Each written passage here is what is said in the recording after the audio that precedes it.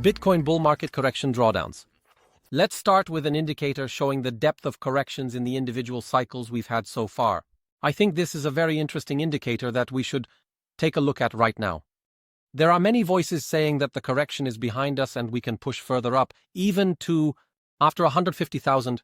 As you know, I'm not exactly a supporter of this, let's say, but everyone should think for themselves and trade in their own way. So right now, you can see on this indicator that the correction we've made currently, well, you could say we're still doing it, because you can assume that the current consolidation we're in is a correction of this movement. Upward, it doesn't compare to the depth of the corrections we've had so far. Look at how deep they were, and what's most important here, they were really, really hardcore. You could say that here, in fact, the number of these corrections is something I would say, well, but Stasiak, they are flattening out, decreasing. My dear ones, in my opinion, no.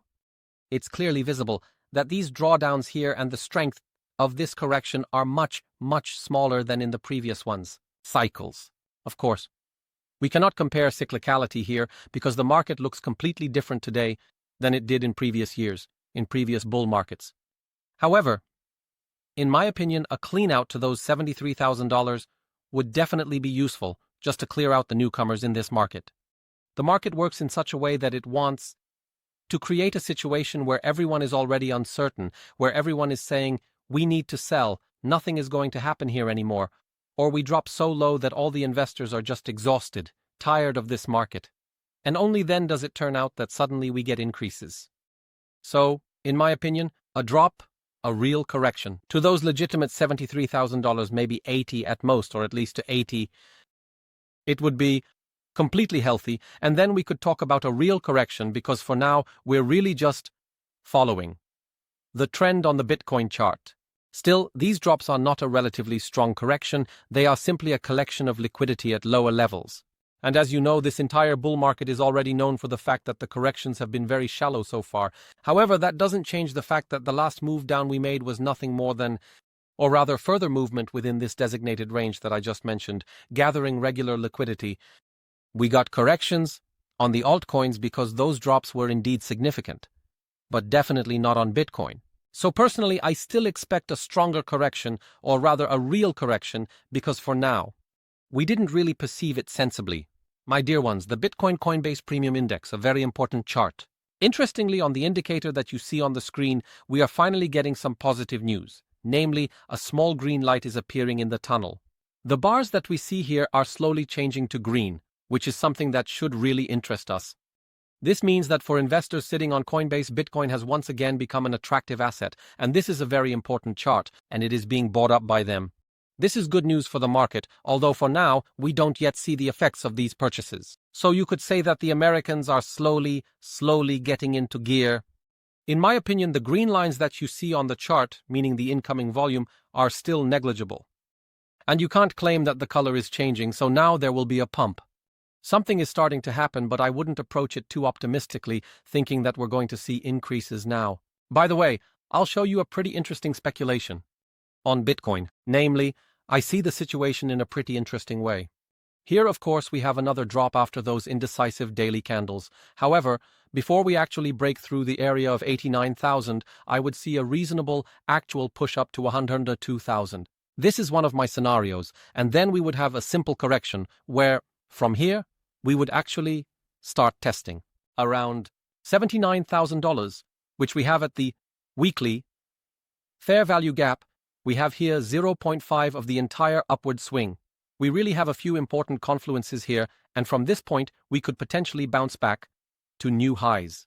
The second scenario I see, is that from here we could get a breakout even up to $118,000. And from here, we will create an irregular correction from which we will only start to drop to the actual true correction from this point. And here, my dear, I want to play out these two scenarios as much as possible, so I'll be a bit gentle. Shorty was getting pinned down, and here he tried again in case we didn't stop here. And of course, the zones of $89,000 and $79,000 are still my points of interest for longs. My dear friends, Bitcoin, retail interest volume from 0 to $10,000. What's interesting is that retail investors who had previously evacuated from the market en masse are now returning, which we affectionately call the street. even the last drop, it seems that they weren't scared off. However, it's important to remember that this metric is only for Bitcoin and not for the entire market. So there's a chance that these investors have actually gone back to, playing Bitcoin and leaving altcoins, looking at how poor their performance has been so far, and as we know, retail street is actually jumping from flower to flower. They buy something, it doesn't go up, they buy something else, the first one starts to rise and the second one begins to drop. And so, throughout the cycle, they just keep bleeding themselves dry without actually making any money by being capital providers and simply passing money into the market to people who are a little more experienced in that market. So my dears, retail is starting to come in. It might sound funny, but when retail comes in, it means that the movement could be the opposite. Moreover, this is also visible in altcoins as they actually corrected strongly, so here money flow could actually return strictly to Bitcoin. We'll see. For how long? And here, my dear friends, there's quite an interesting situation from Twitter as it actually concerns Ethereum, which, as you know, is doing very poorly in this bull market and is largely the reason why we don't have a real bull market in altcoins. Interesting data has been provided by Zero Hedge. They say that in recent months, the number of shorts on Ethereum has dramatically increased in just a week. The number of short positions increased by 40%, which is really a lot. And since November, my dear, it's up by 500%. This means that never before have Wall Street funds held so many short positions on Ethereum as they do now. On the one hand, this is very bad news for this asset and for the altcoin market. On the other hand, it is worth keeping in mind what happened to GameStop shares when almost the entire Wall Street was betting that it would continue to fall. So the situation with Ethereum right now is extremely interesting. Either we're heading to hell or we're going to see the biggest short squeeze in cryptocurrency history. And as you know, my dear friends, I'm not a fan of Ethereum. Of course, I think it can drop to hell, as I said. However, the community can actually do a lot here, relatively speaking. If the big players are piling into shorts and there really is a chance to create this short squeeze, then in my opinion, Ethereum could skyrocket so dramatically that it would surprise everyone, including me. And with my mother-in-law, at this moment we see the short-term hodler MVRV indicator. Let's give ourselves some recent history so we can see it a bit more clearly. In this indicator, my dear friends, we can see that short-term Bitcoin holders are still in profit, even after dropping below $100,000, so it's clear that the profit is still there. Investments will stop being profitable once we break through the pink line, which is here at the STH. Cost basis. Currently, it's around $92,000, so a sustained drop below this level could indicate a trend change for a longer period, just like it has practically every time we've fallen strictly below this zone. We had a very long consolidation with attempts to break out. At the moment, we are of course still above. However, it is worth watching this indicator because if we start to break out visibly, I am not saying it mildly, somehow, if we actually start to break out, the market could face a massacre. So just imagine where the street will be crying at this moment with such huge corrections happening. What will happen to them, to their psyche, to their wallets, when we start dropping below $92,000, closing below that, and actual declines even down to the 70s? A lot of people will be fleeing the market, and only then can we build a real bull market after cleaning up the street. Unfortunately, that's how it is. It doesn't make me happy.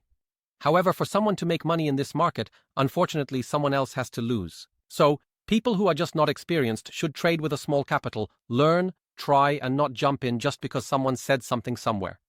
Rather, all these videos should be an additional confluence for you, not a certainty that you have to enter something or not. Here, on the on-chain data, you have information that you can incorporate into your methodology, use, see, and really understand what these on-chain charts are about, but tailored to your needs. You just need to understand them, adjust them to your own trading or your investments. The point is for you to be safe and not to jump in recklessly, unnecessarily, whether it's in altcoins or Bitcoin at the wrong moment. Right now, we're looking at the shorten hodler STH, SOPR, indicator. Market pessimism. Listen, you can see among the hodlers also short-term ones who started to realize their losses because SOPR fell to the level below 1.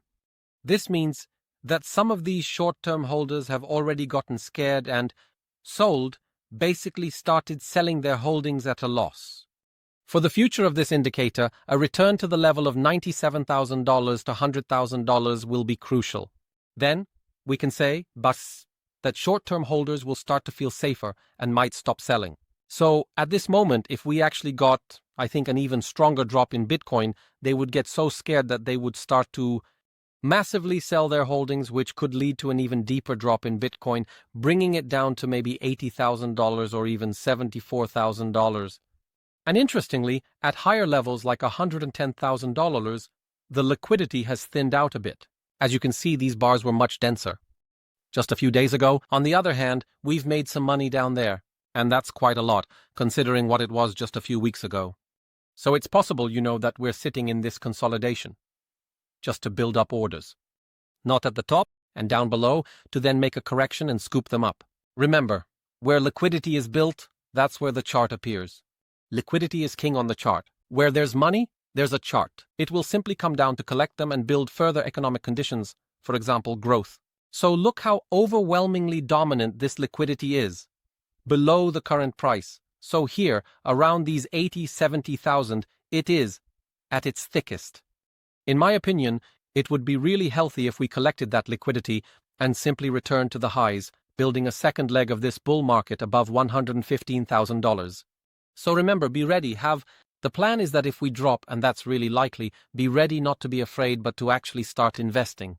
Where there is fear, we invest. Where there is euphoria, we sell.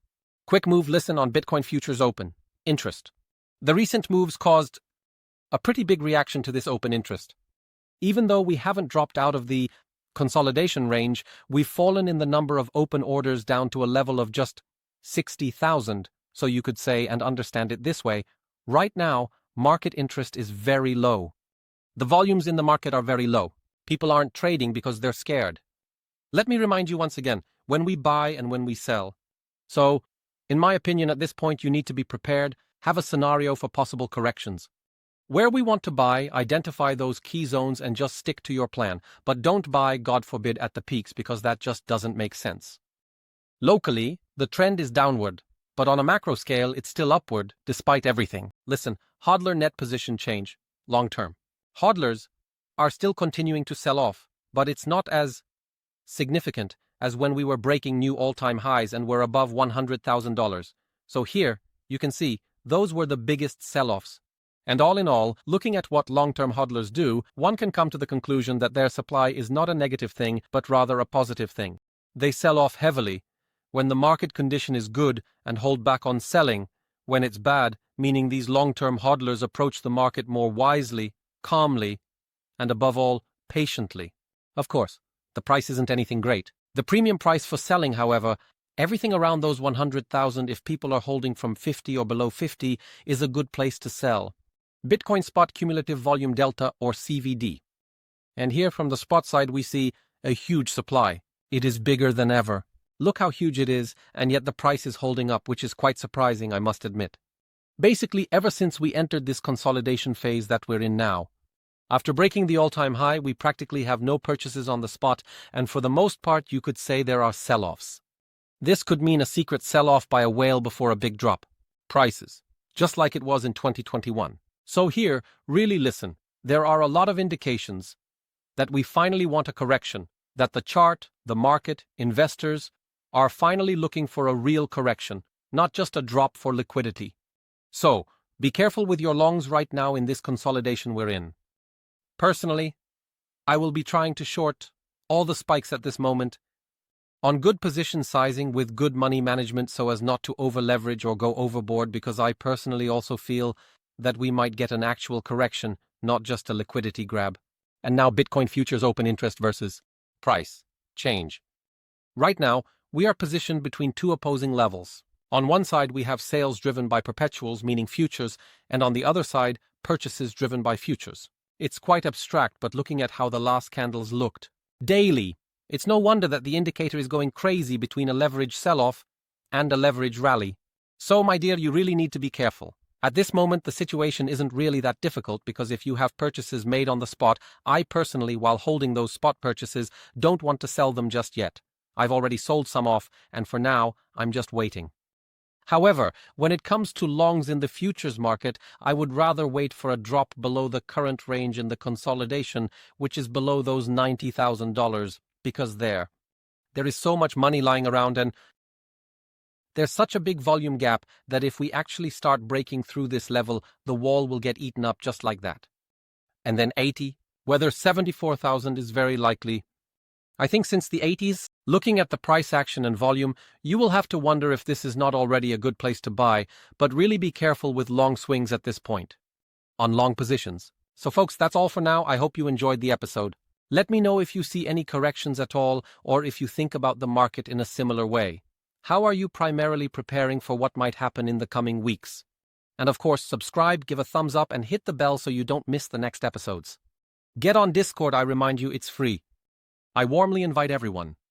And in the meantime, I'm saying goodbye to you. Take care. See you later.